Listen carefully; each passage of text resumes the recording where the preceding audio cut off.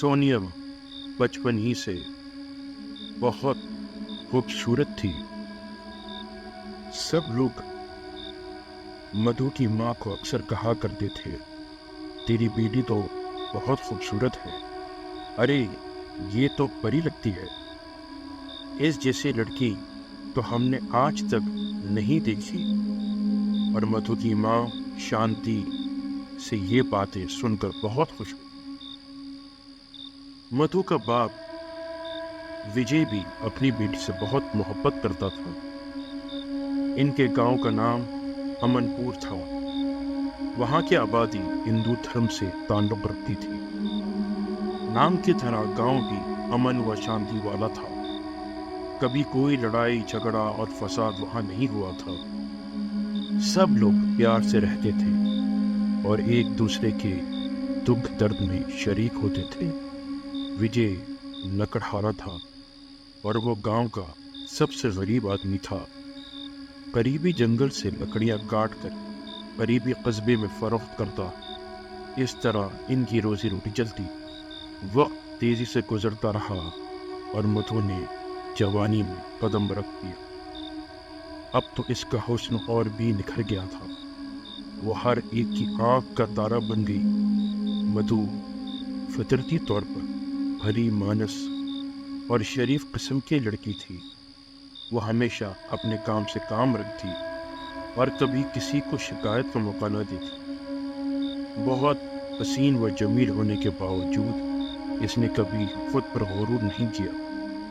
وہ جانتی تھی کہ اس کا باپ غریب اور محنتی ہے اور غریبوں کے پاس عزت کے علاوہ اور ہوتا بھی کیا ہے۔ اس لیے وہ بہت غیرت مند ثابت ہوئی۔ اس نے کبھی کسی کی طرف آنکھ اٹھا کر نہ دیکھا۔ اس کے حسن کا چرچا نہ صرف گاؤں بلکہ دیگر قریبی علاقوں میں بھی ہونے لگا۔ سبھی نوجوان اس کی بات کرنے کو ترستے تھے، مگر وہ کسی کو گھاس تک نہ۔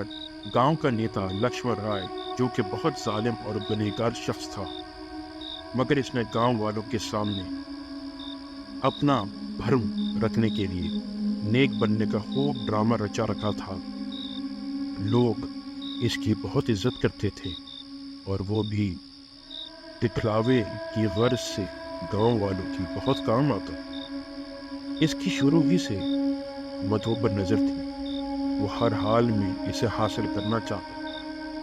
اس نے وجہ سے مدھو کا ہاتھ مانگا، مگر شانتی اور مدھو کے انکار کی وجہ سے وجے مجبور ہو گیا۔ لکشمن رائے نے انکار کو اپنی بے عزتی جانا، مگر وہ وقتی طور پر خاموش ہو گیا۔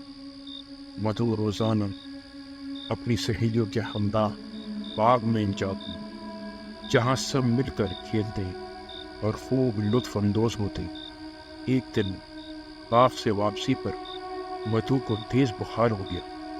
اس کا بہت علاج کروایا گیا، تب جا کر اس کا بخار اترا۔ وہ ٹھیک تو ہو گئی، مگر ہر وقت خاموش رہنے لگی۔ کہاں وہ روزانہ سہیلیوں کے ہمراہ باغ میں جا کر خوب کھیلتی اور کہاں گھر سے نکلنا ہی چھوڑ دیا۔ شانتی اس کی حالت سے بہت پریشان ہوتی۔ مدھو اپنے کمرے تک محدود ہو کر رہ گئی۔ کھانا پینا بھی بہت کم کر دیا۔ اکثر جب شانتی کھانا لے کر اس کے کمرے میں آتی تو وہاں سے خوشگوار خوشبو محسوس کرتی، اور پھر اس نے اکثر یہ بھی دیکھا کہ مدھو اکیلی بیٹھی مسکراتی رہی اور کسی سے نامانوس زبان میں باتیں بھی کرتی تھی۔ پہلے تو ساری باتیں شانتی نے وجے سے چھپائیں، مگر جب حالات زیادہ خراب ہونے لگے تو اپنے پتی کو صورتحال سے آگاہ کیا، مگر وجے نے شانتی کو سمجھایا کہ ایسی کوئی بات نہیں، یہ بس تمہارا وہم ہے، لہٰذا چپ رہو اور کسی اور سے ہرگز یہ بات نہ کرنا، ورنہ لوگ ایسے ہی من گھڑت باتیں مدھو سے منسوب کر کے ہمارا جینا حرام کر دیں۔ مگر خود گہری سوچ میں پڑ گیا۔ بعد میں مدھو رات کے وقت کبھی کبھار اکیلی باغ میں چلی جاتی۔ بیچارہ وجے اسے گھر لاتا۔ بعض اوقات وہ اکیلی چھت پر چڑھ جائے۔ آخر کب تک لوگوں سے ایسی باتیں چھپتی ہیں؟ پھر پورے گاؤں میں مشہور ہو گیا کہ مدھو پاگل ہے۔ کوئی کہتا اسے سایہ ہو گیا ہے، کوئی کہتا اسے کچھ نہیں ہے، یا نہ تو اپنے یار سے ملتی ہے۔ غرض کے کتنی منہ اتنی بات۔ وجے لوگوں کی طنز زدہ باتیں سن کر بیمار رہنے لگا۔ اسے اپنی جوان بیٹی کی یہ حالت دیکھی نہیں جاتی تھی، اور ایک دن وہ یہ دنیا ہمیشہ کے لیے چھوڑ۔ مدھو یتیم ہو گئی، مگر حیران کن طور پر اسے باپ کی موت کوئی صدمہ نہ ہو، اور اس کی حرکات میں پہلے سے بھی زیادہ اضافہ ہو۔ پھر تو پورے گاؤں میں مشہور ہو گیا کہ مدھو دیوانی ہو گئی ہے، جس کی وجہ سے ڈر کے مارے سب لوگ اس سے دور بھاگنے لگے۔ بیچاری شانتی نے اپنی پیاری اور اکلوتی بیٹی کا ہر ممکن جسمانی اور روحانی علاج کروانے کی کوششیں کی، مگر سب پہ۔ نیتا کی اب بھی ہوس ختم نہیں۔ وہ اب بھی مدھو کو حاصل کرنا چاہتا تھا۔ جب اس کی ہر کوشش ناکام ہو گئی تو اس نے عجیب طریقہ اپنایا۔ سورج اس کا وفادار ملازم تھا۔ وہ انتہا کا لالچی اور بے غیرت تھا، اور ہر ناجائز کام میں نیتا کا ساتھ دیتا تھا، مگر اس نے بھی نیتا کی طرح اچھائی کا لبادہ اوڑھ رکھا تھا، جس کی وجہ سے لوگ اس کی بہت عزت کرتے تھے۔ نیتا سارے غیر قانونی اور ناجائز کام بہت خفیہ کروا، جس کی کسی کو کان کوئی خبر نہ ہوتی تھی۔ نیتا مدھو کی شادی سورج سے کروا لی، اور سورج کو اپنی منصوبے سے بھی آگاہ کر دیا۔ مدھو کی شادی اس کی رضامندی کے خلاف ہوئی تھی۔ مدھو اکثر سورج سے کہا کرتی تھی، میرے مددگار ضرور آئیں گے اور بتلا لیں گے، مگر وہ اسے پاگل سمجھ کر اس کی بات سنی انسنی کر دیتا۔ پھر کچھ دنوں بعد نیتا نے سورج کو 50,000 روپے دیے اور کہا، جاؤ اب مدھو کو میرے بستر پر لا۔ اتنے روپے دیکھ کر سورج فوراً راضی تو وہ پہلے بھی تھا، مگر بس ذرا مول پڑھانا چاہتا تھا۔ نیتا نے اس سے کہا، بے فکر رہو، یہ تو پہلی قسط ہے، بقیہ قسطیں بھی ملتی رہیں گی۔ سورج نے گھر آ کر مدھو سے کہا کہ آج رات تمہیں نیتا کی پرانی حویلی میں جانا ہے۔ خوبصورت کپڑے پہن کر اچھی طرح تیار ہو جاؤ، اور وہاں آج رات تمہیں ہر حال میں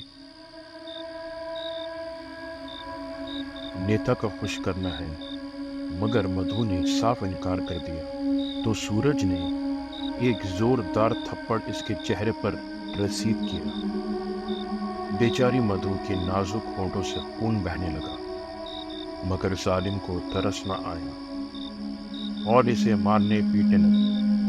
مگر جب وہ ہر طرح سے مایوس ہو گیا تو اس نے مدھو کو دھمکی دی کہ اگر تم نے میری بات نہ مانی تو میں تمہاری ماں شانتی کو قتل کر دوں گا۔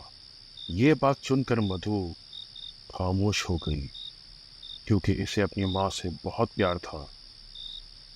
رات کے اندھیرے میں سورج نے مدھو کو پرانی حویلی میں پہنچا دیا، اور ویسے بھی وہ ایسے کاموں میں بہت ماہر تھا۔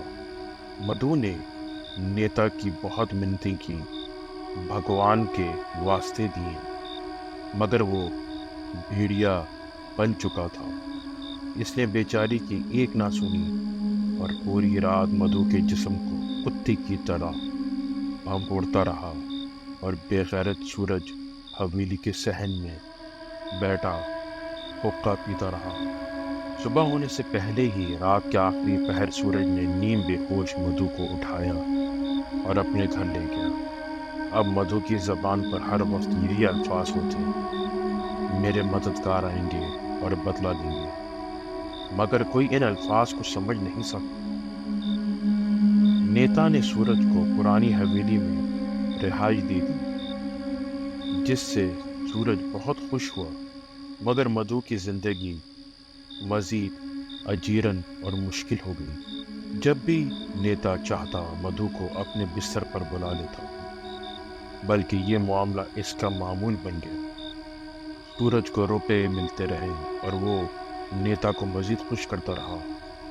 मधु बहुत अजियत से गुजर रही थी, मगर अपनी माँ की वजह से वो चुप रहती, क्योंकि वो जानती थी कि अगर इसने मुंह खोला तो वो भरी दुनिया में बिल्कुल अकेली रह जाएगी। मधु दिन ब दिन कमज़ोर हो रही थी और कुछ ज़्यादा ही परेशान रहने लगी। इसे घर से निकलने और माँ से मिलने की इजाज़त भी बहुत कम मिलती। शांति अपनी प्यारी बेटी की इस हालत पर बहुत परेशान थी और अक्सर मधु से पूछती, मगर मधु हमेशा चुप ही रहती और बात को टाल देती। शांति को शक था कि ज़रूर इसकी बेटी के साथ कुछ गलत हो रहा है। इसी वजह से इसने जासूसी शुरू कर दी। इत्तेफाकन इन दिनों इससे कुछ ऐसी हरकत सरजद हुई जिनसे नेता को भी शक हो गया कि ज़रूर शांति कुछ जानना चाहती है, जिसकी वजह से नेता ने सूरज के जरिए शांति को जहर दिलवाकर मार दिया।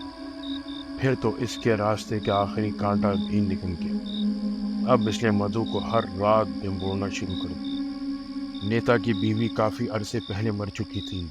इसके 2 बेटे बैरून मुल्क थे, लिहाजा इसे किसी का कोई डर नहीं था और किसी को इस पर शक भी नहीं हो सकता, क्योंकि सूरज जो इसके साथ था। माँ के मरने के बाद मधु बिल्कुल ही पागल हो गई। कभी हंसती और कभी रोने लगती, मगर इसकी ज़बान पर बस यही अल्फाज होते, मेरे मददगार आएंगे और बदला लेंगे। एक रात सूरज नेता के किसी काम के गर्ज से गांव से बाहर जा रहा था। इस रात सर्दी बहुत शदीद थी। अंधेरे का रात था। हाथ को हाथ सुझाए नहीं दे रहा था। वो अमावस की रात थी। सफ़र काफ़ी लंबा था। वो जल्दी जल्दी कदम उठाता हुआ चल रहा था। इसे महसूस हुआ जैसे इसके पीछे भी कुछ चल रहा हो। जैसे ही इसने पीछे मुड़कर देखा तो कोई नहीं था। इस रात गहरी खामोशी छाई हुई थी।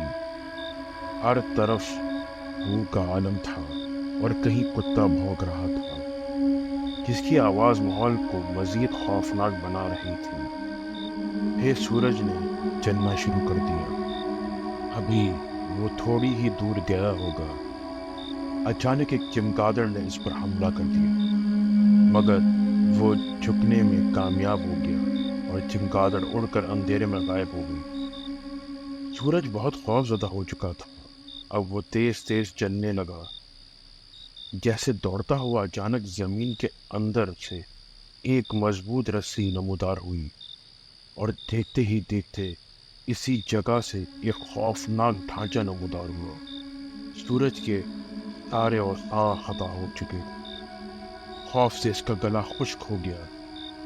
इतनी ठंडी रात में भी इसे पसीना आना शुरू हो गया। इसकी हालत बहुत ख़राब हो चुकी थी।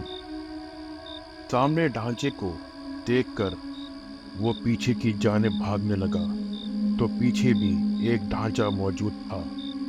फिर धीरे धीरे दोनों ढांचे करीब आते गए और दोनों ने मजबूत रस्सी अपने हाथों में पकड़ ली। बाद अज़ा रस्सी से सूरज के दोनों पांव अलहदा अलहदा बांध दिए गए। सूरज ने बहुत चीख व पुकार की, मगर कोई इसकी मदद को नहीं आया। फिर दोनों ढांचों ने रस्सी को अपनी तरफ खींचना शुरू कर दिया। सूरज दोनों खौफनाक ढांचों के दरमियान खड़ा था। जब रस्सी खींचनी शुरू हुई तो सूरज के दोनों टांगे ढांचों की जानिब बढ़ने लगी। फिर देखते ही देखते इसका जिस्म चीर दिया गया और वो 2 हिस्सों में पट गया।